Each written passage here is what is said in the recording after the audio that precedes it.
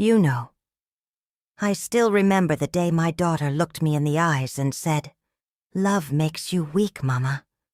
She was 16, full of fire, full of dreams, full of that dangerous kind of confidence that makes you think the world owes you something. I laughed just a little. But my heart, it sank. Because I knew she didn't understand what love really was. Not yet. I wanted to tell her that love isn't weakness. That love is the only thing that ever saved me. But she wouldn't have listened. Not then. I remember how she stood there, arms crossed, chin up like she was protecting herself from the whole world. Her father had just left us. And I guess that day, something in her heart shut down. She decided she would never depend on anyone again. And I let her believe that. Because I was tired. So tired. You see, when you spend years trying to keep a family together, and it still falls apart in your hands, you start to think maybe love is a weakness. Maybe she was right. But life has a cruel way of proving us wrong. And when she lost the one she loved, that's when I saw my baby break. For the first time. I wish I could have held her tighter that day. I wish I could have told her. Love doesn't make you weak. It only shows where your heart truly lives. She met him on an ordinary Tuesday. The kind of day that doesn't mean anything until it suddenly does. She came home late that night, glowing. I could see it the moment she walked through the door. Something had changed. Her eyes, her voice, the way she carried herself. It was like she'd been touched by sunlight. I asked her where she'd been. She just smiled and said, "Nowhere special, Mama." But that smile, it gave her away. I'd seen that smile before. I'd worn it once, a long time ago. Back when her father still looked at me like I was the only thing in the world that made sense. I didn't want to ask too much. I didn't want to scare it away. You learn, after a certain age, that love is fragile when it's new. And sometimes, it needs silence more than advice. Weeks went by. His name started slipping into her stories. Marcus said this. Marcus thinks that. Soon it was just Marcus, Marcus, Marcus. I would tease her, and she'd roll her eyes, pretending she didn't care. But every time her phone lit up, she'd rush to it like the world was waiting on the other side of that screen. One night I caught her sitting by the window, headphones in, smiling at nothing. And I thought maybe she's finally learning that love isn't weakness. Maybe she's seeing what I tried to tell her all those years ago. I prayed for her that night. Not for success, not for fame, not for money. Just for love to be kind this time. Because when love is cruel, it leaves scars that never truly fade. The first time I met Marcus, I knew my daughter was gone. Not gone in a bad way. Just gone from me. Like her heart had packed its bags and moved into another body. He came to the house one Sunday afternoon. Brought flowers. Not the fancy kind. Just simple yellow ones, bright, honest. The kind that don't pretend to be anything they're not. He had this calm way about him. Polite, gentle. The kind of boy who looked you in the eye when he spoke. And when he looked at my daughter, I saw something in his eyes that scared me a little. Because it was real. That kind of love, it's heavy. It changes people. And I knew it would change her too. She laughed differently when he was around. Freer. Lighter. Like she finally allowed herself to breathe. I remember sitting there at the kitchen table, pretending to fold napkins, just watching them talk. And for the first time in years, I saw my little girl happy. So I told myself, maybe this is what healing looks like. Maybe love found her the way pain once did. Still, there was a quiet voice inside me whispering, be careful. Because love gives, but it also takes. And I'd seen both sides. When they left that evening, she turned back and said, "Mama, don't wait up, okay?" And that's when I knew she wasn't my little girl anymore. She was a woman now, and her story was just beginning. It started so quietly, I almost didn't notice. At first, it was just small things. She stopped humming in the kitchen, stopped leaving her phone on the table when she came home. Her smile, it changed. Still there, but not the same. One night I asked her if everything was all right. She said, "I'm fine, Mama." But her eyes, they told a different story. You learn to read eyes when you've lived as long as I have. Words lie, eyes don't. I could feel it. Something was shifting. That light that used to follow her everywhere, it was fading. Then came the night she didn't come home. No call. No message. Just silence. I sat by the window, like my mother once did for me, waiting for headlights that never came. When she finally walked in, it was past midnight. Her makeup was smudged, her hands shaking, and her voice barely there. I asked what happened. She said, "It's nothing. We just argued." But I knew better. There's a kind of hurt that doesn't come from words. It comes from trust, breaking. She went to her room, closed the door. And for the first time since she was a little girl, I heard her cry.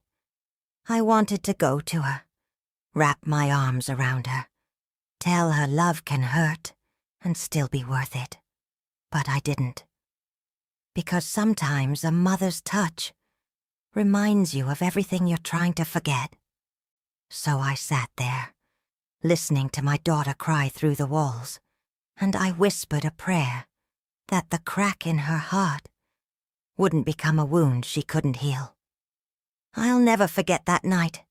Not the sound, not the silence that followed. She came home in the rain, her hair soaked, her hands trembling so bad she couldn't open the door. I rushed to her, and when I saw her face, I knew. Something inside her had shattered. She didn't say a word, just stood there, eyes red, lip bleeding where she must have bitten it to keep from crying. I took her hand. It was cold, too cold. I led her inside, sat her down on the couch. She stared straight ahead, like she wasn't really here. After a long moment, she whispered, "He said he didn't love me anymore." And then she broke. All the strength she'd been holding on to, the pride, the fire, the walls, it all fell apart right there in my arms. She cried like a child again. The kind of crying that comes from deep inside, where words don't reach. I held her, rocked her like I used to when she scraped her knees. But this wound, this one wasn't on the outside. And the worst part, there was nothing I could do. No bandage, no advice, no mother's love strong enough to fix a heart that's been told, "You're not wanted." She fell asleep on my lap, eyes swollen, breathing heavy. And I just sat there, watching the storm outside, listening to the thunder roll, thinking how love can build a person up so high, just to drop them from the clouds. That night I realized something. You can't protect your child from heartbreak. You can only teach them how to survive it. The morning after that night, the house felt different. Quiet but not peaceful. Just heavy. She didn't come out of her room for 2 days. Didn't eat. Didn't speak. Just lay there, like the world had ended, and maybe for her it had. I wanted to fix it. I wanted to say something wise, something healing. But sometimes silence is the only medicine love can stand. So I just stayed close, cooking her favorite meals, leaving tea by her door, whispering small prayers into the air when no one could hear. On the 3rd day, I found her in the kitchen, hair messy, eyes tired, wearing his old hoodie. She was making coffee, slow, clumsy, like she'd forgotten how. When she saw me, she tried to smile. It didn't reach her eyes, but it was something. We didn't talk about him. Not that day. We just sat together, listening to the kettle whistle. Sometimes that's enough, to just exist beside someone who's learning how to breathe again. Weeks passed.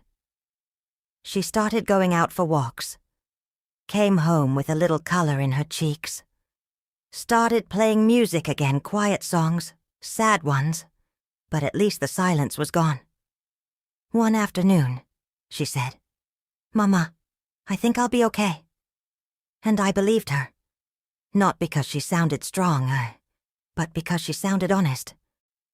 Love had broken her, yes, but it had also opened her. And there's a strange kind of beauty in that, the way pain softens a heart that once thought it could never bend. As I watched her that evening, sunlight spilling through the window, I realized something I'd spent my whole life learning. Healing isn't loud. It's quiet. It's slow. And it's holy. It happened months later. We were sitting on the porch, watching the sun melt into the horizon. She was quiet, that kind of quiet that feels soft, not broken. Then out of nowhere she said his name. Just like that. "Marcus." She said it gently, like it no longer hurt to let the word touch her tongue. I turned to her, and for the first time, there were no tears in her eyes, only a faint, wistful smile. She said, "I think I finally understand what you meant, Mama. Love isn't weakness." Her voice was calm, almost peaceful. "He taught me how to give," she said, "but he also taught me how to lose. And maybe that's what love really is, learning both." I didn't interrupt. I just listened, because when someone speaks from the ashes, you don't rush them. You just honor the sound. She talked about the little things, the way he laughed, the songs he liked, the places they'd planned to see. And instead of bitterness, there was gratitude. She said, "I used to hate him for walking away. Now I just hope he's okay." That's when I knew. She'd made peace with it. With him. With herself. I reached over, took her hand, and whispered, "I'm proud of you." Because forgiveness, that's not something you do once. It's something you learn to live inside of. That night, after she went to bed, I sat on that same porch alone, listening to the crickets, and I realized my little girl had finally grown into the kind of woman who could love without losing herself. For years, I carried anger like it was part of my body. Heavy, silent, always there. Her father, the man who promised me forever, and left before forever even began. I used to blame him for everything. For the cracks in our home, for the way she learned to guard her heart so young, for the nights I cried into a pillow so she wouldn't hear. I told myself I'd forgiven him. But the truth is, I just learned how to live with the ache. Then one evening, I saw him again. At the grocery store of all places. He looked older. Tired, like time had been both cruel and kind. He smiled at me, that same easy smile that once made me believe in things. And for a moment, I felt that old bitterness rise in my throat. But it faded, just as quickly as it came. He asked about our daughter. I told him she was doing fine, stronger now, wiser. He nodded, eyes soft with something I couldn't quite name, maybe regret, maybe pride. When I walked away, I realized something had shifted. I wasn't angry anymore. Not at him, not at myself, not at the life that didn't go the way I planned. Because holding on to pain, it doesn't punish the one who hurt you. It just keeps you standing in the fire, long after it's gone out. That night, I told my daughter I'd seen him. She didn't flinch, didn't frown, just said, "I hope he's okay." And I thought, she got that from me, the woman I became. Not the one who stayed angry, but the one who finally learned how to let go. It was a Sunday morning, the kind where sunlight feels gentle, like it knows not to touch old wounds too soon. I woke up to the sound of music, soft, hopeful music, coming from her room. For a second, I thought I was dreaming. Then I heard her voice, singing along.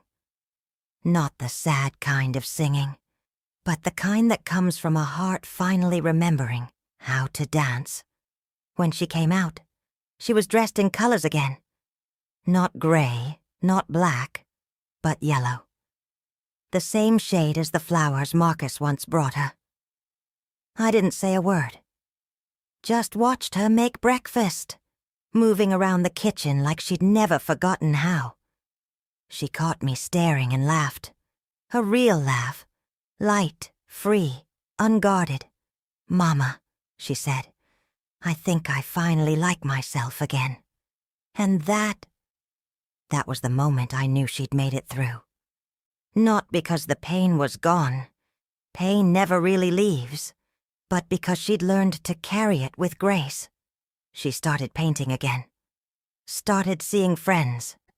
Started living without apology. Sometimes she'd come home talking about new dreams, new plans, new beginnings. And I'd listen, quietly proud, thinking how beautiful it is to watch your child rebuild her life, not the same as before, but stronger, deeper, softer. That evening, as the sun set, she hugged me and said, "You were right, Mama. Love isn't weakness." I smiled and told her, "No, baby. It's proof that we're still alive." Sometimes I sit on that same porch, cup of tea in my hands, and think about all the lives we lived inside one lifetime. The woman I used to be, the girl my daughter once was, the men who came and went, the love that broke us, and the love that built us again. If you'd asked me years ago what love meant, I might have said it was sacrifice, or pain, or something that only left scars behind. But now I know better. Love isn't perfect. It isn't safe. It's not even fair sometimes. But it's real. And that's what makes it sacred. It's in the way my daughter smiles again. It's in the way she forgives the world for not being kind. It's in the way I forgave myself, for not knowing how to protect her from everything. Love doesn't make you weak. It teaches you how to stay soft in a world that keeps trying to make you hard. And maybe that's the whole point. To keep loving, to keep believing, to keep showing up, even when the story doesn't end the way you hoped. Because in the end, we're all just trying to find our way back to the part of ourselves that still believes in warmth, in light, in something that feels like home. My daughter once said, "Love makes you weak, Mama." But now, when she says the word love, there's strength in her voice. There's peace in her eyes. And when I look at her, I see everything love was ever meant to be. So if you ask me now what love taught us, I'd say it taught us how to begin again.